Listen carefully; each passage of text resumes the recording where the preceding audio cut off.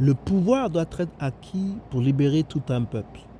Esther est la jeune femme juive qui est devenue reine de Perse et a sauvé son peuple d'un complot meurtrier visant à anéantir ce dernier. Son histoire est rapportée dans le livre de l'Ancien Testament qui porte son nom. La fête juive de Purim célèbre cette délivrance particulière des Juifs. L'histoire d'Esther commence par un banquet royal. Le roi Assuérus, également appelé Xerxès, était le fils du célèbre roi de Perse Darius Ier, mentionné pour la première fois dans Esdras chapitre 4 verset 24, Esdras chapitre 5 verset 5 à 7, Esdras chapitre 6 verset 1 à 15, Daniel chapitre 6 verset 1 à 25, Agé chapitre 1 verset 15 et Agé chapitre 2 verset 10. L'année où cet incident est survenu entre Esther et le roi Xerxès était aux alentours de 483 ans avant Jésus-Christ. L'empire du roi Assuérus était énorme.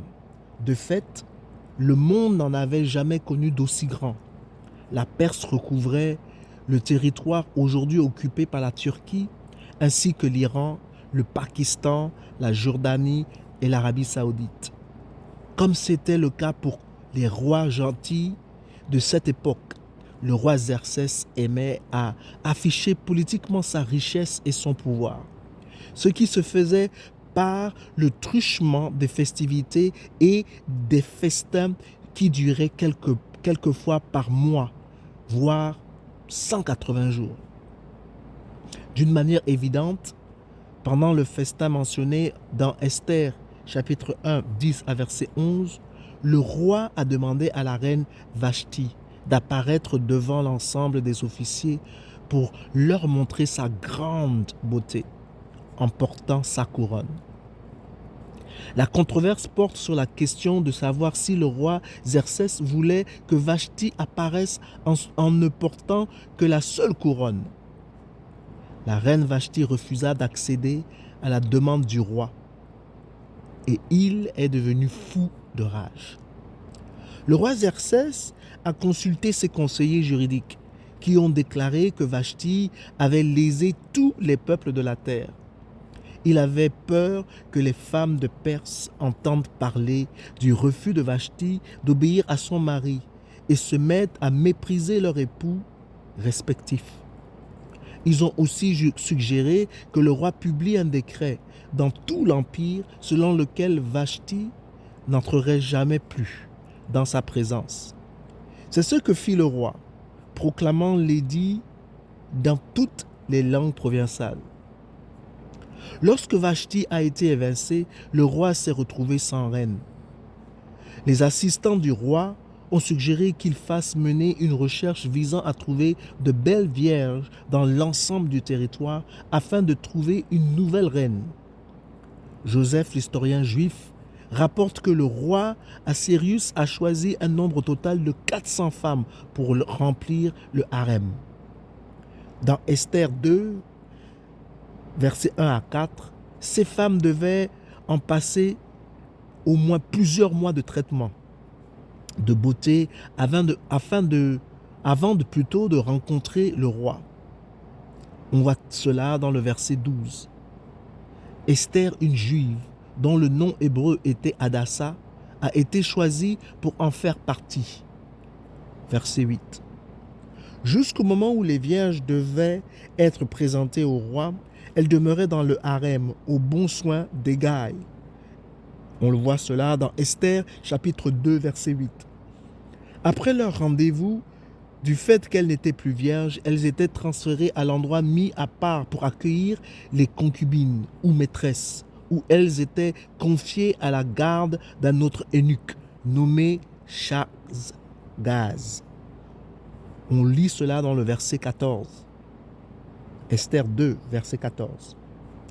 Esther avait vécu dans la citadelle de Suse, où le roi avait aussi vécu. Elle était la cousine d'un benjaminite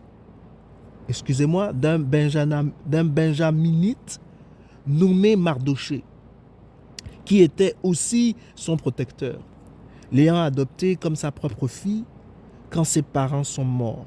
Mardoché jouait un certain rôle officiel au sein du gouvernement perse. On peut voir cela dans Esther chapitre 2, verset 19.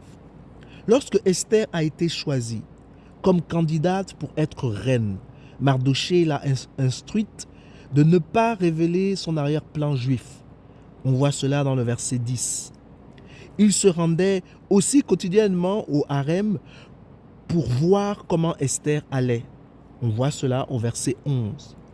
Lorsque ce fut le tour d'Esther d'aller avec le roi, elle ne réclama que ce que lui conseilla Hégai, l'eunuque du roi responsable des femmes.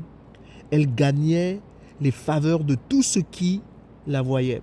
Esther chapitre 2 verset 15. Elle gagna aussi les faveurs du roi. Il préféra Esther à toutes les autres femmes et la proclama reine. Esther 2 verset 7. Il semblerait qu'Esther, en plus d'être belle à tout point de vue, verset 7, se soumettait volontairement aux recommandations des sages conseillers et faisait preuve d'un comportement digne. Comme l'histoire progresse, il devient aussi évident que Dieu était à l'œuvre dans l'ensemble du processus. Quelque temps plus tard, Mardoché se tenait assis à la porte du roi et a surpris une conversation portant sur un complot d'assassiner Xerxès. Il l'a rapporté à la reine Esther, qui l'a elle-même rapporté au roi, non sans citer le nom de Mardoché. Le complot a échoué, mais l'événement a été largement oublié. On peut lire cela dans Esther chapitre 2, versets 21 à 23. Nous voyons dans cet événement la persistance du lien entre Esther et Mardoché, de même que son intégrité. Mardoché et Esther honorent le roi et veulent le protéger de ses ennemis. La reine Esther n'était pas au courant du complot ourdi contre les Juifs, mais elle a compris la situation lorsque les femmes de chambre et les eunuques lui ont conté que Mardoché était en tristesse. Esther a dépêché un messager afin de trouver ce qui n'allait pas avec Mardoché. Mardoché a fait parvenir à sa cousine un exemplaire de l'édit et lui a dit de se rendre chez le roi pour lui demander grâce et plaider la cause de son peuple. Or, il existait une loi interdisant d'entrer en la présence du roi sans y avoir été invité. Ce qui était le cas d'Esther, puisque le roi n'avait pas demandé à la voir depuis 30 jours. Alors, elle a demandé à son porte-parole de rapporter à Mardoché qu'elle ne pouvait pas aider. La réponse de Mardoché fut « Ne t'imagine pas que ta position au palais te permettra d'être sauvé, au contraire de tous les Juifs. En effet, si tu gardes le silence maintenant, le secours et la délivrance surgiront d'autre part pour les Juifs, tandis que ta famille et toi, vous mourrez. Qui sait, peut-être est-ce pour une circonstance telle que celle-ci que tu es parvenu à la royauté. » Esther chapitre 4, versets 13 à 14. Par un grand pas de foi, Esther a accepté, elle a demandé à tous les Juifs de jeûner pour elle pendant 3 jours. Tandis qu'elle et ses femmes de chambre jeûneraient aussi. Je pénétrerai chez le roi, j'entendrai la loi, et si je dois mourir, je mourrai. Nous pouvons voir cela dans Esther chapitre 4, verset 16. En allant vers le roi, Esther a littéralement mis sa vie en péril, mais elle gagna sa faveur et il lui tendit le sceptre en or qu'il tenait, en signe qu'il acceptait en sa présence. Dans Esther chapitre 5 verset 2, alors elle l'a invité à un banquet ce jour-là avec Aman. Le roi a fait appeler Aman et est venu au repas. où il lui a demandé de lui dire tout ce qu'elle voulait. Même la moitié du royaume, verset 6, Esther a invité les deux hommes à un autre banquet le lendemain, où elle présenterait sa requête, verset 8. Les deux hommes ont accepté. Cette nuit-là, le roi a eu beaucoup de mal à trouver le sommeil, si bien qu'il a ordonné qu'on lui lise les annales de son royaume. Fait à peine croyable, on lui a lu le récit de l'épisode de Mardochée, qu'en fait Mardochée avait sauvé sa vie en déjouant un complot. Pendant ce temps, Aman est rentré chez lui, a assemblé ses amis et sa femme et leur a rapporté à quel point il avait été honoré, mais aussi à quel point cela lui avait assombri l'esprit de voir Mardochée sur son chemin du retour. Alors sa femme et ses amis lui ont proposé de faire construire une potence afin d'y pendre Mardochée. Nous pouvons lire cela dans Esther chapitre 5, verset 9 au verset 14. Ce qu'il a fait. Alors que le roi se demandait pourquoi Mardochée n'avait jamais été récompensé pour son acte, Aman est venu vers lui pour lui parler de sa potence. Le roi lui a demandé son opinion sur comment traiter un homme que le roi veut honorer. Nous pouvons lire cela dans Esther chapitre 6, verset 6. Pensant que le roi parlait de lui, Aman lui a proposé de le faire parader en ville, vêtu d'une robe royale et monté sur un cheval ayant appartenu au roi lui-même, en proclamant « Voici comment l'on agit pour l'homme que le roi veut honorer ». Esther chapitre 6, verset 9. Alors le roi lui a ordonné de faire cela immédiatement pour Mardochée. Aman a obéi au roi et honoré l'homme qu'il détestait le plus. Quand il a raconté à sa femme et à ses amis ce qui s'est passé, ils lui ont dit, avec plus de justesse, qu'ils n'en avaient eux-mêmes pas conscience. Si ce Mardochée devant lequel tu as entamé ta déchéance est un juif, tu ne pourras rien faire contre lui. Tu ne pourras que perdre la vie contre lui. Esther, chapitre 6, verset 13. C'est alors que les eunuques du roi sont arrivés pour emmener Aman au banquet d'Esther, verset 14, où la reine a dit au roi que son peuple avait été vendu afin d'être exterminé. Avec beaucoup de respect et d'humilité, Esther a dit que s'il avait seulement été vendu en esclavage, elle ne l'aurait pas dérangé. Mais l'adversaire ne saurait compenser le préjudice ainsi causé au roi. Nous pouvons lire cela dans Esther chapitre 7, verset 4. Le roi a été scandalisé de découvrir que quelqu'un pouvait vouloir du mal au peuple de la reine. Nous pouvons lire cela au verset 5. Alors Esther lui a révélé l'identité de l'auteur du complot, Aman, le misérable que voici. Verset 7. Furieux, le roi est sorti de la salle de banquet. Aman est resté et a supplié Esther d'épargner sa vie.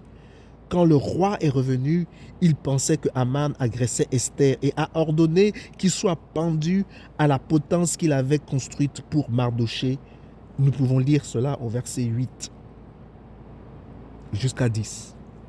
Après la mort d'Aman, le roi a fait don de tous ses biens à Esther et a remis son sceau à Mardochée, lui octroyant ainsi l'autorité détenue auparavant par Aman. Le décret publié à l'initiative de Aman était cependant irrévocable. Alors Esther a une nouvelle fois supplié le roi d'intervenir. Le roi a ordonné la rédaction d'un autre décret pour contrer le premier, qui donnait aux Juifs le droit de se défendre contre tout ce qui les attaquerait. Les Juifs de toutes les provinces se sont réjouis à cette nouvelle et il y a même eu beaucoup de conversions par crainte des Juifs. Certains de leurs ennemis les ont attaqués au jour prévu, mais les Juifs ont remporté la victoire. Nous pouvons lire cela dans Esther chapitre 8. La foi et le courage d'Esther attestent de sa confiance en Dieu. Sa vie nous montre que Dieu est souverain sur toute sa création et qu'il agit dans tous les domaines de la vie pour faire contribuer les circonstances, les choix des hommes et les politiques gouvernementales à l'accomplissement de ses desseins. Nous ne savons pas forcément ce que Dieu est en train de faire en ce moment précis, mais le moment viendra peut-être où nous comprendrons pourquoi il nous a fait traverser certaines expériences. Rencontrer cette personne, vivre à un certain endroit, faire nos courses dans une certaine boutique ou faire un certain voyage où toutes les pièces du puzzle s'assembleront et où nous verrons que tout, comme Esther, nous étions au bon endroit, au bon moment. Esther est entrée au harem du roi, devenue reine, puis elle a été fortifiée et préparée à intercéder pour son peuple, pour une circonstance telle que celle-ci. Esther chapitre 4, verset 14. Elle a obéi fidèlement, elle avait confiance en Dieu et l'a servi humblement. Quel que soit le prix à payer, son histoire nous rappelle la promesse de Dieu dans Romains chapitre 8, verset 28. Du reste, nous savons que tout contribue au bien de ceux qui aiment Dieu, de ceux qui sont appelés conformément à son plan. Mes chers frères, mes chères sœurs, cette semaine, j'ai lu une histoire qui m'a énormément béni et j'aimerais pouvoir vous laisser cette histoire. C'est d'un serpent qui est extrêmement venimeux et qui mord une brebis. Et cette brebis, parce qu'elle a été mordue, est affectée par le poison qui maintenant circule dans son sang. Donc cette brebis est en train de gonfler. Cette brebis est en train de subir une douleur atroce car le poison est en train d'agir. Mais la bonne nouvelle, c'est que la brebis, dans son sang, a un anti-poison, a une hormone qui lutte contre le poison de ce serpent. Et alors, cette brebis continue à manger librement malgré la douleur, malgré le fait que son corps est en train de subir des changements, tout simplement parce que son sang, le sang qui coule dans les veines de cette brebis est en train, il y a des éléments qui sont en train de lutter contre l'effet du poison. Et bien entendu, alors que les jours continuent à passer, cette brebis qui se sentait affaiblie, qui était dans une douleur atroce, se fortifie de jour en jour. Parce que dans son sang, les éléments prennent le dessus sur l'effet du poison. J'aimerais dire ici à tout le monde qui m'écoute que nous vivons dans un monde où, malheureusement, le cœur de l'homme est méchant. Qui le connaît, dit la Bible. Et il y a des hommes et des femmes qui sont mal intentionnés et qui veulent absolument faire du mal aux autres. Et j'aimerais vous dire de continuer à mettre votre confiance en Dieu, de continuer à servir Dieu, de continuer à faire ce que vous avez l'habitude de faire, de continuer à vivre pleinement votre vie. Et je suis ici en train de vous dire que même si on arrivait à vous injecter du poison ou qu'on arrivait à vous faire du mal, j'aimerais tout simplement vous dire, assurez-vous que le sang de Christ Jésus coule dans vos veines. Assurez-vous que le sang de Christ vous couvre et vous protège. Si c'est le cas, je peux vous dire sans l'ombre d'un doute que peu importe ce que les hommes et les femmes vous feront, ils n'arriveront pas à vous atteindre. Vous serez certes affaiblis pendant un moment, mais ce qui est certain, c'est qu'aucune arme forgée contre vous ne pourra prospérer, dit la Bible. Et la Bible déclare aussi que toute langue qui se lève en condamnation contre vous ou en jugement contre vous sera condamnée. Je veux vous encourager. La vérité, c'est que nos yeux n'ont pas encore vu. Nos oreilles n'ont pas encore entendu. Notre conscience n'a pas encore conçu ce que Dieu est sur le point de faire parmi nous. Je voudrais vous encourager à continuer et à demeurer dans la présence de Dieu, à faire tout ce qui est dans votre pouvoir afin de faire plaisir à Dieu, parce que la raison pour laquelle vous avez été créés, c'est pour apporter de la joie et du plaisir à Dieu. Et la vérité, c'est que tant que nous ne nous reposons pas en Dieu, nous n'aurons jamais de repos. C'est une vérité éternelle. Il est important pour nous de mettre notre confiance en Dieu. Car en le faisant, nous ne serons jamais déçus et nos ennemis ne triompheront jamais sur nous. Je ne le dirai jamais assez. Je bénis les hommes et les femmes qui ont écouté ce message. Je prie que ce message puisse vous faire énormément de bien et qui vous amène de l'espoir. Rentrez dans la présence du roi. Plaidez la cause de votre peuple devant le roi. Ne vous souciez pas de ce qui va ou de ce qui peut vous arriver. Faites confiance à Dieu, car vous êtes nés, nous sommes tous nés pour des moments comme celui-ci. Chacun de nous, nous avons la possibilité de faire la différence. Chacun de nous, au niveau où il est, a la possibilité d'influencer le roi. Rentrons dans la présence de notre Dieu. Prions, plaidons notre cause, posons des actes qui permettent la libération de tout un peuple.